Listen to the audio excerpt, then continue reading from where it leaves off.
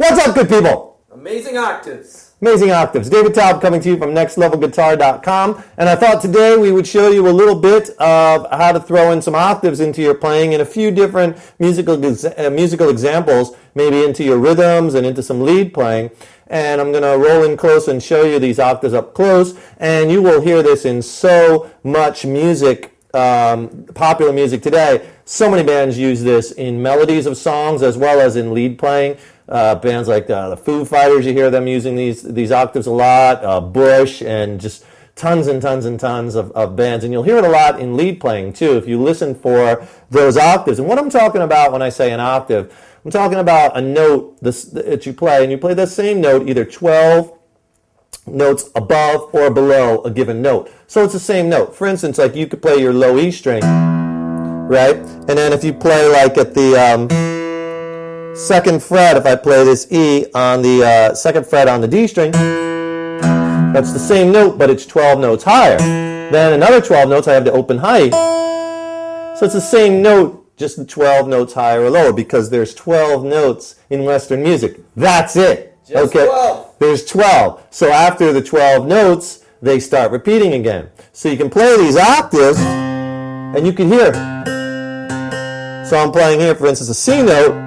And if I go 12 notes above that, I play a higher C, and you get these octaves, and you can throw these into your playing all the time, and they sound really cool. It's just you can slide all the way up. You don't move your position. Yeah, exactly. You can move it around and not have to change positions. You'll just have to get your fingers closer together, because as you go down the fretboard, the frets are spaced closer.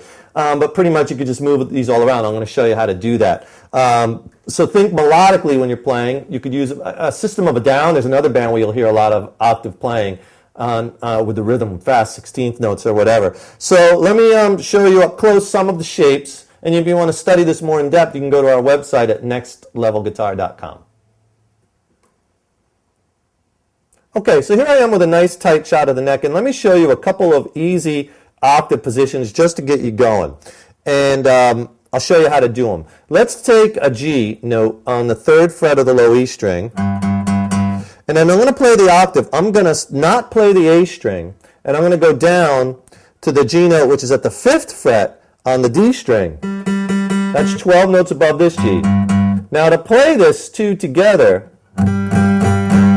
you cannot play the A string. So what I do is I hook my finger. The A string is muted. So I'm playing the G and the G. The A string I'm muting. And how I'm muting that is instead of barring this finger, I'm hooking it. So that A string is muted out. So you see I'm not playing it flat like this because I am hooking it over. So a little bit of the finger touches the middle string or the A string, therefore canceling. So I'm going to hit all 3 strings, but you only hear 2. You only hear the low E and the D. So if I don't mute that string out, and if you hear it, it'll sound like this. It sounds terrible because it adds that other interval, that open A string. You don't want that. See, here it is muted. You just want to hear the G and the high G.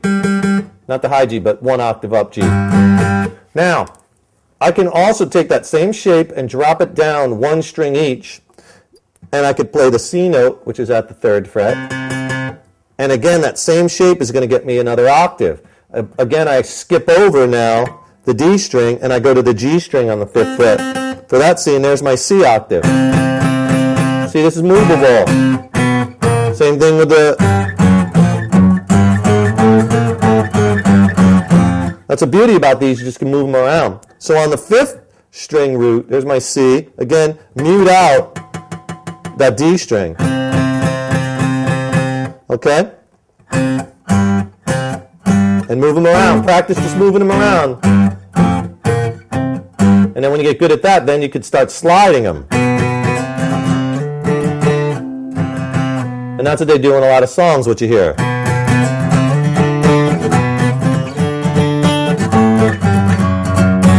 All octaves.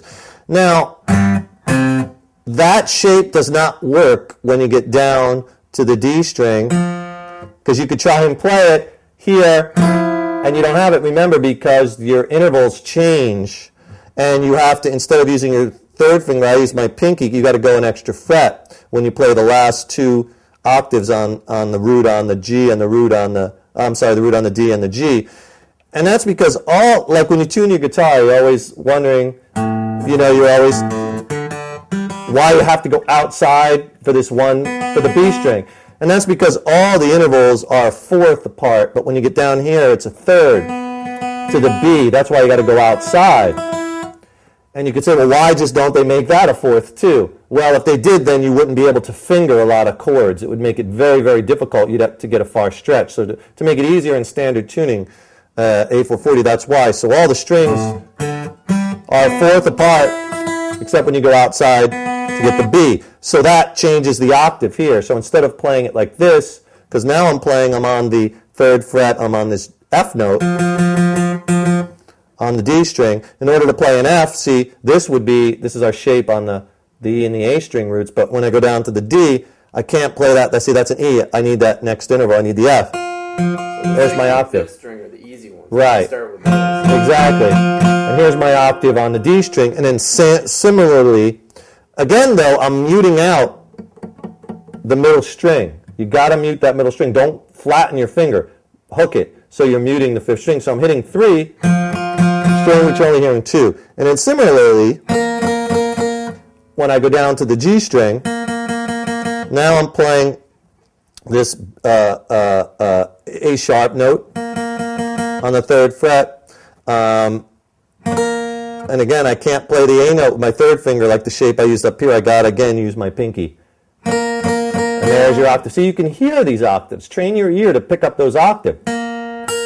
Same note, 12 notes higher. So on those 2 strings, so practice going.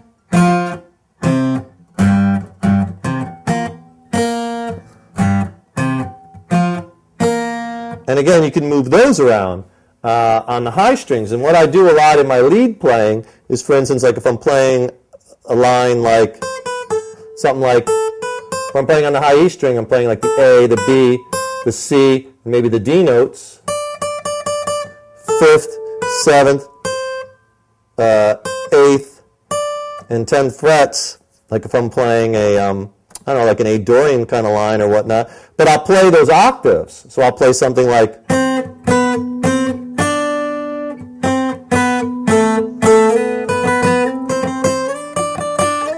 see, I just go right up the scale in the octave shape. So that's a very cool thing to do. So watch your pinky and just slide it around. And this finger's kind of along for the ride.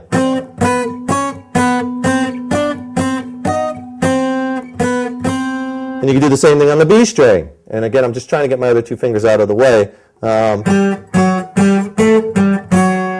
And you can come up with some nice licks and riffs that way. So practice that, but a lot of the rhythmic things you hear on a lot of popular bands, they're doing the rhythmic stuff like on the low E string root, so they're playing like this shape. Here I am on the 5th fret, that's an A, and I play the octave. And again, I'm hitting 3 strings, but the middle one is muted. Same thing on the A string root. So practice sliding them around, and if you know the scale notes, like if I play a B minor scale or something, B, C sharp, D, E, then I'm going to go to my F sharp, G, A, and B, I can move, just run that whole octave shape. I'll do it slow.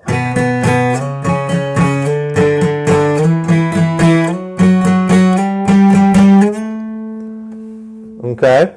And now why that is so cool is you can kind of pick out notes, hop back and forth, and come up with a cool melody line. Like,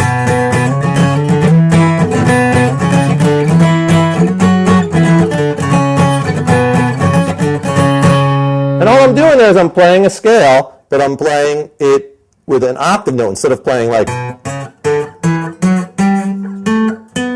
in B minor or D major, however you want to look at that. Or I'll go up 1, 2, 3, and then back up a note and then play 3. Mess it up.